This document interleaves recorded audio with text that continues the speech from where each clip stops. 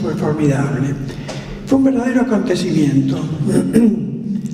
Todavía Badiou no había conceptualizado la idea de acontecimiento, pero aquello fue un acontecimiento. Y un acontecimiento del que yo voy, tal vez algunas cosas que he dicho, como esa frase de Ulises, o como la composición de esas 1000 personas, tal vez eso correspondería a un relato.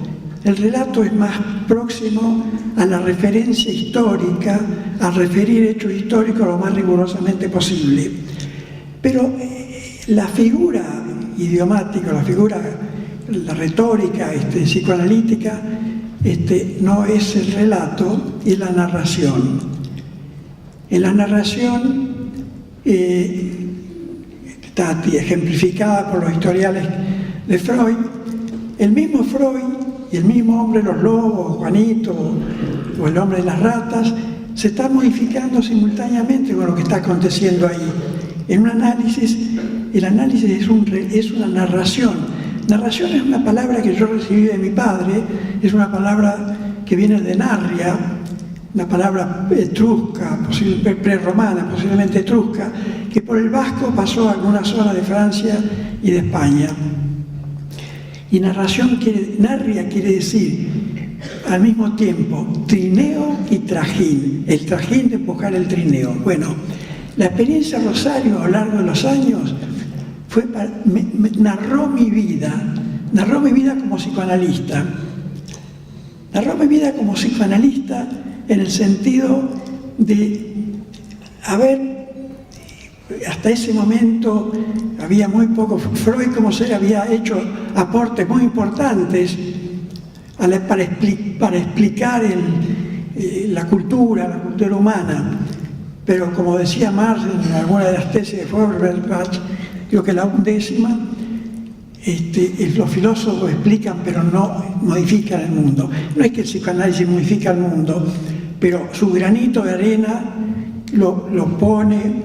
Y para mí esto que estoy diciendo, hablando así al azar de la memoria y sus vicisitudes, y en algún momento me voy a quedar encallado porque no sé qué diablos por dónde quiero seguir, y decir que hay algo ahí que funciona como represión, y después vendrá el retorno reprimido, después vendrán las organizaciones, y después me meteré todas esas cosas que me pasan, y eso pone en juego la temporalidad del inconsciente, la pone en mí, la pone también en la gente.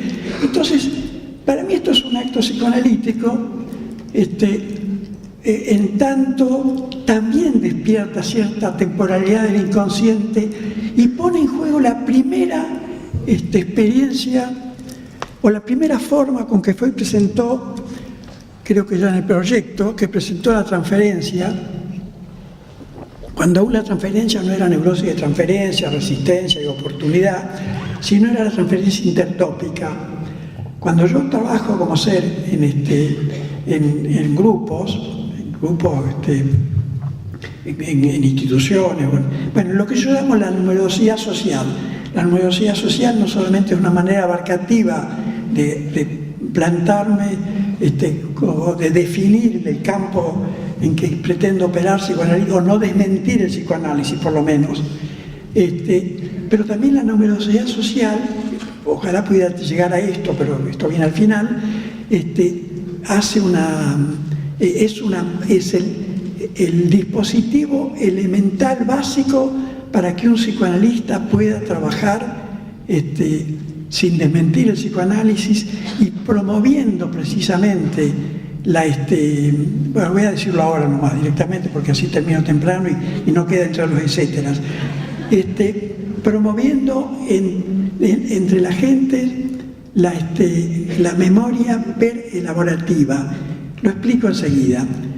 La numerosidad social sería que se correspondería al mundo humano, pero ¿qué es lo que recorta ese número haciéndolo un dispositivo básico esencial?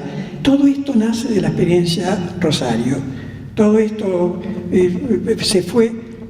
Bueno, después quiero decir los 3 momentos que la experiencia Rosario ha tenido en mí a lo largo de mi vida.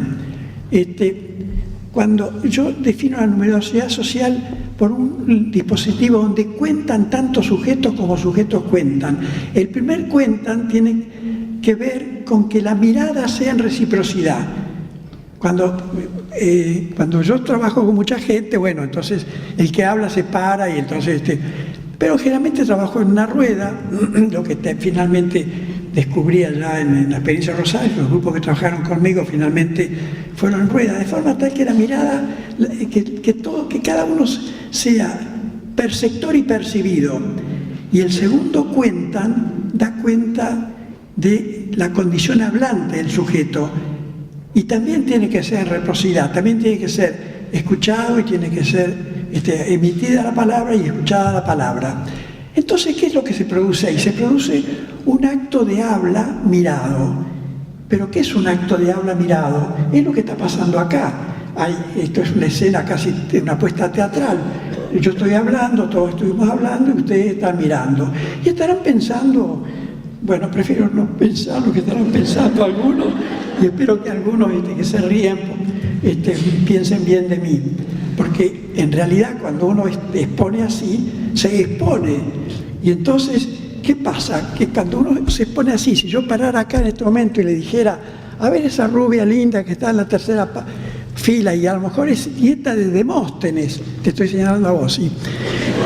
Nieta de Demóstenes, o te puedo señalar a vos también.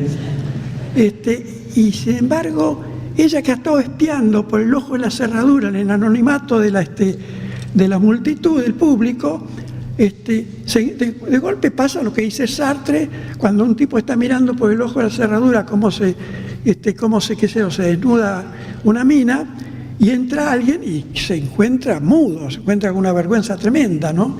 Entonces, cuando uno expone así, corre el riesgo de que su corazón anide la arrogancia, y en el público, son efectos de la mirada, y en el público empieza a anidar la vergüenza. No importa que precisamente porque está dando oportunidad que cuando la interpretación, cuando un analista habla así, la interpretación está corrida al que mira.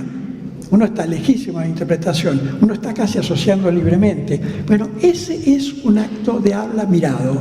Y el acto de habla mirado provoca una situación, una puesta teatral, provoca inicio, sobre todo cuando es repetido, ¿no? Una situación episódica como esta, provoca un efecto dramatúrgico, es decir, provoca lo que yo llamaría el efecto PER. La palabra PER quiere decir intensidad sostenida en el tiempo, intensidad emotiva e intelectiva sostenida en el tiempo. Entonces, ese efecto PER en los que escuchan dispara muchísimas ocurrencias, rompe la forma con que Freud presentó la transferencia, el obstáculo, presentó paradojalmente por el obstáculo, cuando dice, hablando de la transferencia intertópica, dice repetir para no recordar, conductas que se repiten y se repiten para no recordar, pero en la medida que se fragmenta por el efecto PER, empiezan a aparecer las ocurrencias. Muchísimo, si acá fuera un grupo que estuviera tal vez con otra disposición, aparecían multitud de ocurrencias.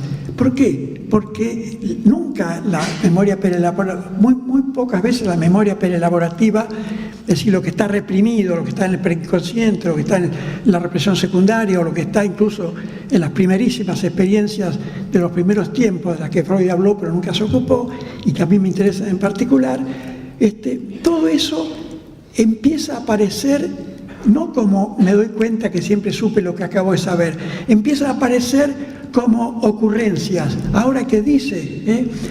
¿Y qué pasa con aquellas primeras experiencias que nunca ese hambre de los 2 meses, que no tiene ninguna posibilidad de ser memorado porque nunca tuvo representación, pero tiene inscripción, y eso nos toca el ánimo? Entonces, algunos de ustedes pueden estar fastidiados, otros pueden estar entusiasmados, otros con lo que yo estoy diciendo. Bueno, eso es precisamente lo que ocurre en una situación trabajando o no desmintiendo el psicoanálisis en la numerosidad social. Digo pocas cosas más antes que vos me digas, llegó el momento del etcétera. Yo creo que la experiencia Rosario fue una experiencia, fue un acontecimiento, pero un acontecimiento con efectos de lenguaje. ¿Qué pasa con el acontecimiento? Cuando Badiou que ha hecho muy buenos aportes a la teoría del acontecimiento, para mí la experiencia de Rosario, en mí, tuvo el efecto de pasar del verbo suceder, lo que sucede, lo sucesivo, lo que tiene que ver con el pasado, y se me abrió el acontecer.